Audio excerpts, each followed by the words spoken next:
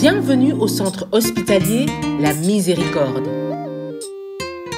C'est dans la commune de Lansele, agglomération de Kinkole et quartier Lagos à Kinshasa en République démocratique du Congo, que le centre hospitalier La Miséricorde a vu le jour. Ce centre a été créé à l'initiative du bishop Martin Moutiébélé Lukanda, évêque des églises de la Nouvelle-Jérusalem, et est entièrement financé par l'Église de Dieu en Belgique, la Nouvelle-Jérusalem. Les travaux de construction ont débuté en 2006 et en 2017, le centre hospitalier a commencé à être exploité. Des soins en pédiatrie, gynécologie, chirurgie et médecine interne y sont dispensés, permettant ainsi à la population des alentours et au-delà de bénéficier des infrastructures mises en place. Pour que nous soyons encore plus utiles à notre peuple et à notre population, nous devons construire pour eux un centre médical correct. C'était vraiment pour pouvoir prodiguer des soins de qualité avec du personnel formé de qualité dans des infrastructures de qualité.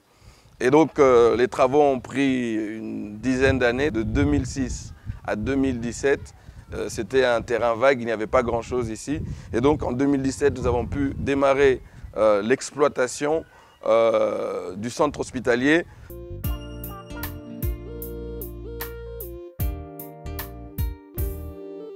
Pour arriver au centre hospitalier La Miséricorde, en venant de l'aéroport, au sortir de l'aéroport, déjà sur le boulevard, le grand boulevard Lumumba, vous verrez un panneau signalétique qui va guider la direction et vous allez vers Maluku,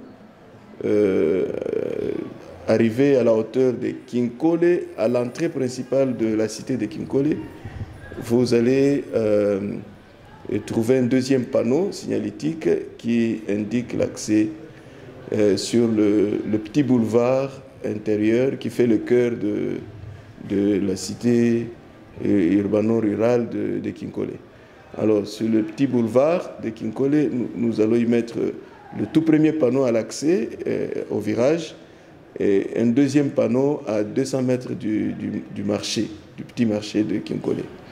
C'est au niveau, à la hauteur de l'avenue Etonga.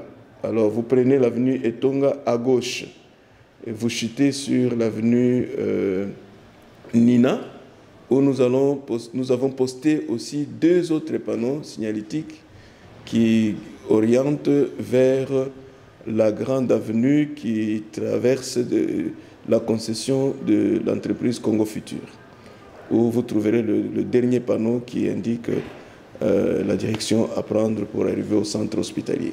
À la conception du projet centre hospitalier La Miséricorde, initialement, il a été prévu d'affecter 4 pavillons selon 4 spécialités, dont le premier pavillon devrait contenir le service de chirurgie, le deuxième devrait contenir le service de médecine interne, le troisième, la traumatologie, et le quatrième, le service de gynéco et la maternité. Pratiquement, nous avons décidé de concentrer l'essentiel des services dans le pavillon 2 qui aujourd'hui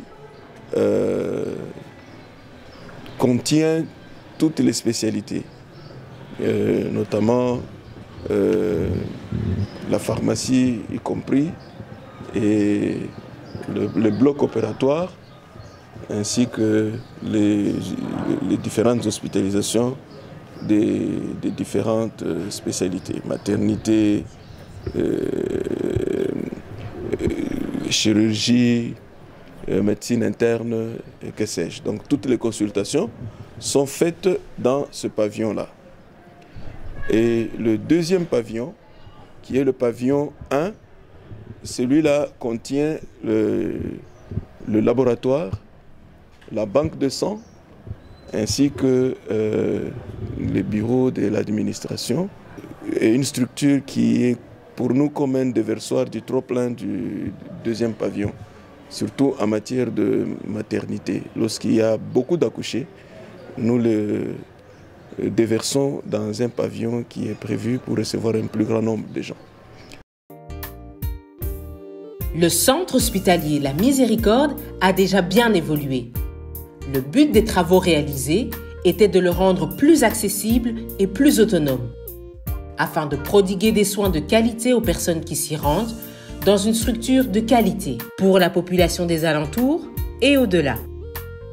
Nous vous présentons aujourd'hui les résultats des travaux en 3 phases, effectués de mai 2021 à mai 2022. Nous vous présentons également les projets à venir. Je suis venu ici au mois de mai 2021 pour pouvoir lancer un certain nombre de travaux de rénovation, de restauration des infrastructures mandatés par l'ASBL, la Miséricorde Belgique, et bien sûr le partenaire principal du centre hospitalier, l'église La Nouvelle Jérusalem, église mère qui se situe à Bruxelles. Je suis venu pour réceptionner une cargaison de matériel que nous avons reçu de plusieurs hôpitaux en Belgique, notamment Saint-Pierre à Ottignies, Saint-Michel, mais également du matériel que nous avons acheté et que nous avons gardé pendant pas mal de temps à Bruxelles. Et donc, j'en ai profité en mai 2021 pour faire le tour de la concession et vous présenter tous les travaux qui devaient être faits. Alors, nous sommes 1 an plus tard, nous sommes au mois de juin 2022.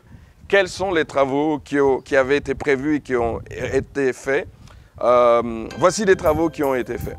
D'abord, nous avons voulu, pour avoir des infrastructures de qualité, viser tout ce qui est approvisionnement en électricité, en eau, égouttage, toiture, le faire sur l'ensemble du pavillon. Et donc, pour ce qui concerne l'électricité, nous avons mis des stabilisateurs pour garantir une continuité d'approvisionnement électrique pour le pavillon 2, pavillon des soins, et pavillon 1. Et nous avons prévu dans la cavette qui reprend ces installations, de quoi pouvoir dans le futur également placer des stabilisateurs pour les pavillons 3 et les pavillons 4. En termes d'eau, nous avons dû, d'ailleurs en cours de chantier, ce n'était pas prévu, nous avons dû refaire le système d'approvisionnement d'eau, c'est-à-dire refaire un nouveau forage pour pouvoir approvisionner en eau de manière autonome, parce qu'ici, malheureusement, les voies officielles ne nous permettent pas d'avoir de l'eau. En termes d'égouttage, c'est-à-dire l'évacuation de tout ce qui est eau usée, eau fécale, nous avons arrangé le système extérieur des conduites extérieures. Nous avons fait pas mal de changements aussi à l'intérieur. Nous avons finalisé la partie égouttage, notamment à tout ce qui est fosse septique et puits perdus, etc. Nous avons également, concernant les travaux globaux, nous avons bien sûr réparé les fissures qui étaient sur les plafonds des différents pavillons, et donc nous avons mis des nouvelles tôles, un nouveau revêtement sur les endroits qui étaient abîmés pour l'électricité, pour pouvoir garantir une certaine autonomie. Nous avons renforcé la partie photovoltaïque. Des panneaux photovoltaïques ont été placés sur le toit du pavillon 2 et des nouvelles batteries, des batteries ainsi que des onduleurs ont été placés pour que le système soit complet afin que nous puissions avoir une certaine autonomie en électricité. On a mis un nouveau groupe hydrophore à l'extérieur.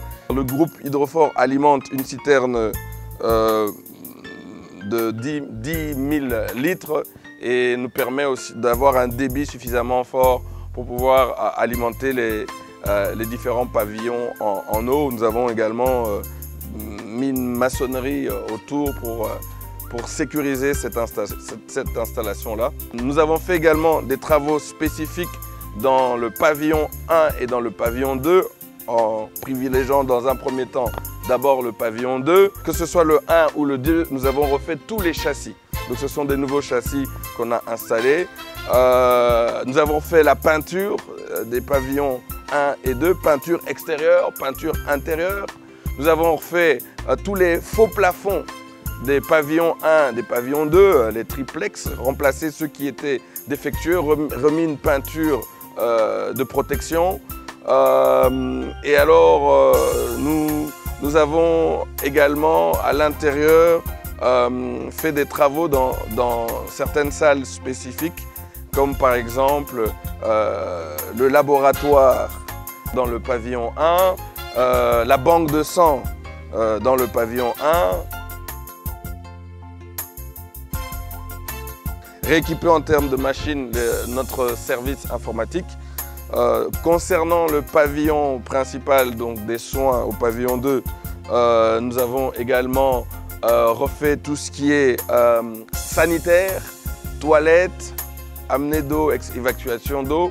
Pavillon 1, pareil, nous avons fait la même chose, rechanger tout le système sanitaire, les toilettes, les douches, l'évacuation, amener d'eau. Dans le pavillon principal, nous avons rafraîchi le bloc opératoire, nous l'avons rééquipé d'un certain nombre de matériel. Nous avons mis une climatisation pour garantir une certaine température et un confort dans ce local-là. Nous avons mis également une climatisation pour garantir un certain confort dans la salle de consultation dans laquelle se trouve l'échographie. Nous avons équipé également presque toutes les chambres de ventilateurs. On aurait pu effectivement mettre des clims, mais ça coûte un peu plus cher. Mais avec les ventilateurs, nous avons quand même un certain confort. Nous avons aussi mis quelques équipements pour faciliter la maintenance, des chariots de nettoyage, des machines à laver, voilà, pour pouvoir donner à notre personnel un confort de travail. Nous avons réaménagé aussi la pharmacie. Et bien sûr, en termes de sécurité, nous avons équipé nos deux bâtiments de différents extincteurs, de détecteurs de fumée pour être aux normes incendie. Ça a été contrôlé par les services adéquats. Voilà, aujourd'hui, nous avons dans l'hôpital 21 personnes qui travaillent, des médecins, des infirmiers, des femmes de salle, et puis du personnel administratif, des laborantins, pharmaciennes. Voilà, ce sont ces personnes-là qui sont là pour s'occuper de nos patients. Nous avons besoin de clôturer le bâtiment, le site. Nous sommes sur un site de 100 mètres sur 200 mètres. On a érigé un mur de clôture à mi-hauteur et sur, je dirais, 60% à 70% de notre terrain.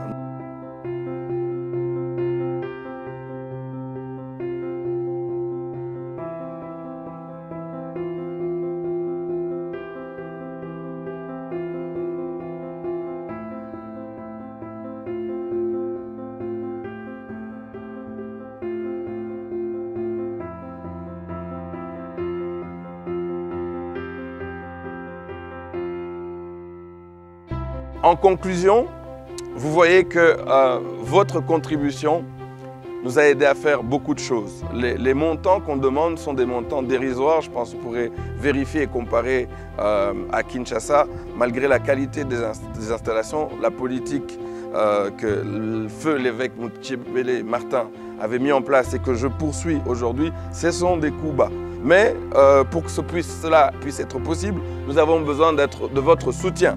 Le compte en banque va être affiché, c'est le compte en banque de l'ASBL La Miséricorde Belgique, qui est directement connecté à l'ASBL La Miséricorde ici à Kinkole.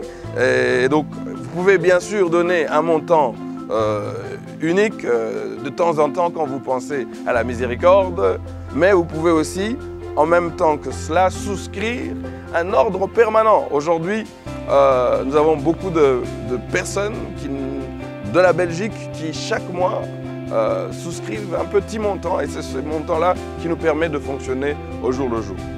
Alors, les perspectives en termes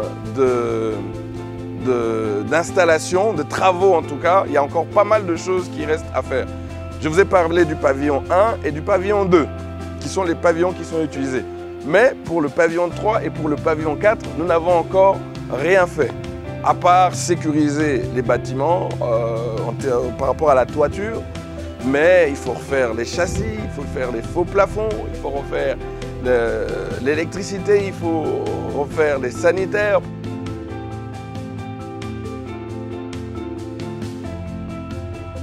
En termes de priorité, il s'agit maintenant d'assurer le salaire du personnel, d'attirer davantage de patients et d'équiper notre centre hospitalier en matière de matériel médical. Pour citer un exemple, nous n'avons pas encore d'imagerie médicale pour faire des examens tels que des radios. Il y a pas mal de choses à faire et pour cela, nous avons vraiment besoin que vous puissiez continuer à contribuer pour la miséricorde.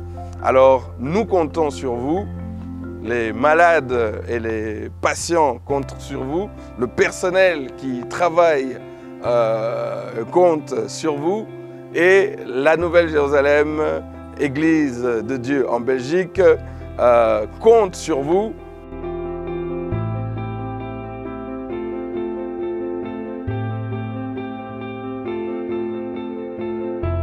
Le centre hospitalier La Miséricorde, un lieu de refuge pour les plus démunis, une main tendue vers son prochain.